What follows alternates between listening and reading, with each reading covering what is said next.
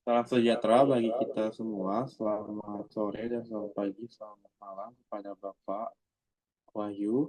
Izin makan diri, nama saya Yosep dari Program Studi Manajemen kelas MJ 501 mata kuliah perpajakan. Nah, pada kesempatan kali ini saya akan menjelaskan mengenai dan memaparkan tentang kasus penggelapan pajak di Indonesia atau pelanggaran dan di Indonesia.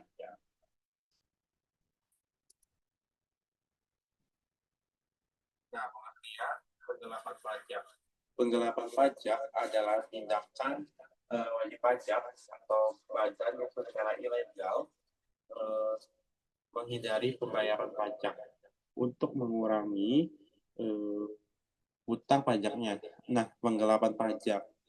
Pajak dilakukan dengan tidak melaporkan data yang benar kepada otoritas perpajakan. Nah,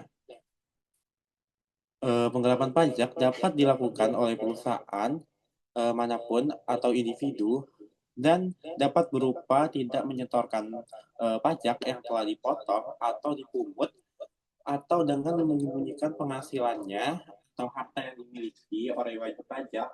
Nah, penggelapan pajak bertentangan dengan hukum yang dapat mengakibatkan kerugian pada pendapatan negara.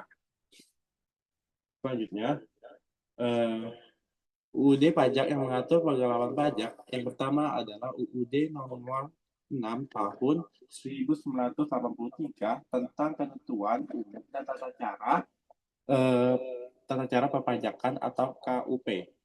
Nah, selanjutnya yang kedua adalah UUD nomor 28 tahun 2007 atau perubahan atas UUD KPU. Atas perubahan UUD KUP. Nah, yang ketiga adalah UUD nomor 16 tahun 2009 atau perubahan kedua atas UUD KUP. Nah, yang keempat, UUD nomor 17 tahun 2003 tentang keuangan negara. Yang kelima, UUD anti pencucian uang atau UUD nomor 8 tahun 2010. Selanjutnya, jenis-jenis penggelapan pajak. Yang pertama adalah manipulasi laporan keuangan. Yang kedua, tidak melaporkan seluruh pendapatan wajib pajak. Yang ketiga, penggunaan dokumen palsu. Nah, yang keempat, transfer atau pengalian harga. Yang kelima, membayar pajak yang telah ditagihkan. Nah, selanjutnya, eh, data terbaru mengenai kasus penggelapan pajak nilai kerugian negara. Nah, yang pertama adalah kasus PT PSM dapat menjadi contoh nyata bahwa pemalsuan laporan keuangan dapat dilakukan untuk memanipulasikan pajak yang harus dibayarkan oleh wajib pajak. Produk pajak yang ada tidak berdasarkan transaksi yang dilakukan sebenarnya atas barang yang dijual atau dibeli. Nah, sepanjang tahun 2010 sampai 2012, tindakan ilegal tersebut dibuktikan dengan pembayaran pajak sebesar 1,6 miliar yang seharusnya 16 miliar. Sebagian hukuman atau pengadilan negeri Jakarta Selatan menetapkan denda sebesar 33 miliar dan 2,5 tahun penjara terhadap terdakwa Direktur PT PSM. Nah, dari kasus PT PSM yang telah dilakukan dengan mengubah atau mengaplikasi pemalsuan laporan keuangan atau menyembunyikannya, sudah saatnya kasus seperti ini segera diberantas sebelum terungkap oleh Direktur Jenderal Pajak. Nah, penekanan integritas dan kepercayaan publik harus diperkuat di lingkungan perusahaan ataupun Direktorat Jenderal Pajak atau DJP. Fungsi yang dapat dilakukan yaitu menjadi pelapor kasus penggelapan dalam perpajakan.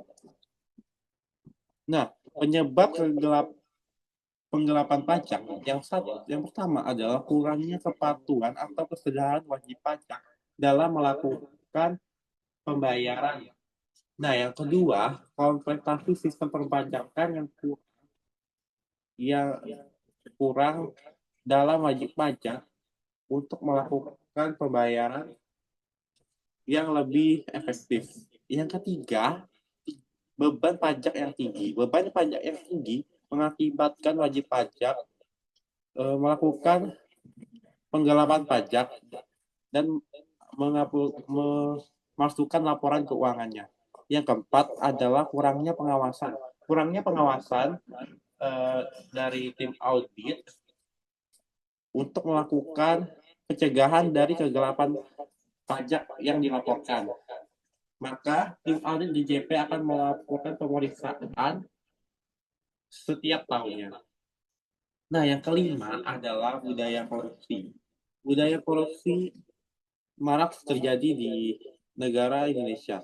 Nah, maka wajib pajak harus mematuhi aturan dan akan diberikan sanksi jika melanggar aturan tersebut.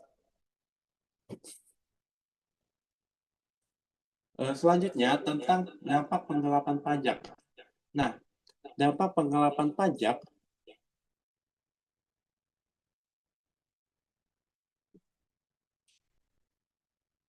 Nah, penggelapan pajak tidak hanya merugikan, tetapi juga berdampak pada pendapatan negara dan kesejahteraan masyarakat secara luas.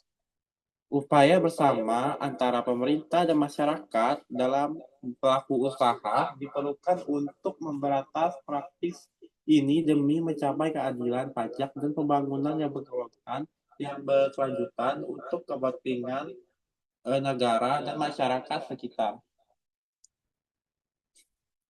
Selanjutnya studi kasus gitu Tambunan. Nah, kasus ini yang dikabarkan menggelapkan pajak sebesar 20 miliar rupiah.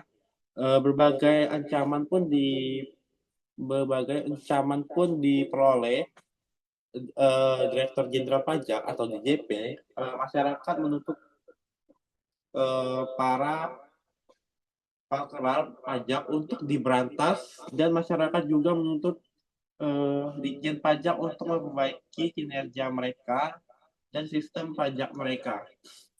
Kejahatan yang telah terbukti yang dilakukan saat itu oleh kasus ini adalah penyalahgunaan wewenang saat menangani eh, keberatan pajak atas PT Surya Alam Tunggal atau FAT sehingga merugikan negara sebesar 570,92 juta. Nah, kesimpulan dari kasus tersebut, penggelapan pajak merupakan masalah serius yang harus diatasi oleh negara eh, yang berdampak negatif pada berbagai aspek kehidupan negara seperti pendapatan negara serta kesejahteraan masyarakat. Praktek ini mengurangi penerimaan negara, menghambat pembangunan, serta menciptakan ketimpangan sosial dan merusak kepercayaan publik terhadap sistem perpajakan di Indonesia. Nah, faktor penyebab penggelapan pajak meliputi kurangnya kesadaran pajak, kelemahannya dalam sistem pengawasan, beban pajak yang tinggi, serta budaya korupsi yang masih terjadi di negara ini. Dampaknya akan meluas melalui dari defisit anggaran, ketimpangan ekonomi, hingga penurunan daya saing Indonesia di mata internasional.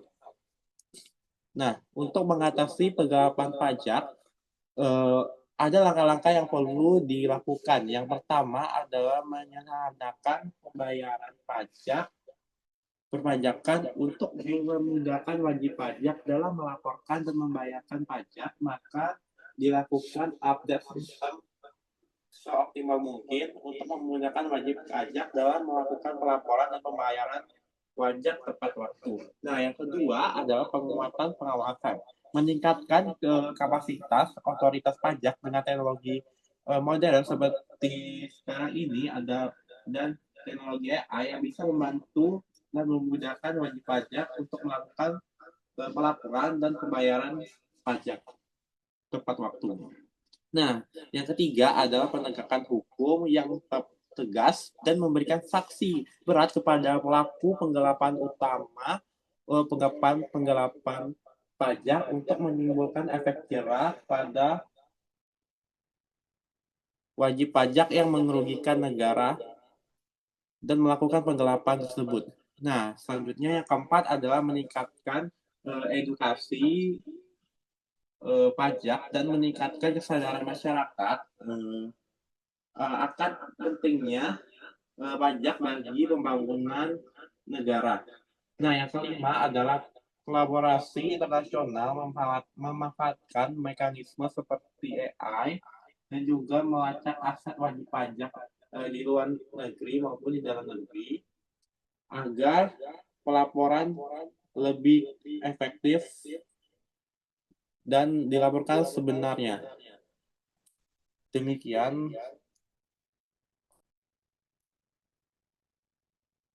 presentasi dari saya. Saya ucapkan sekian dan terima kasih.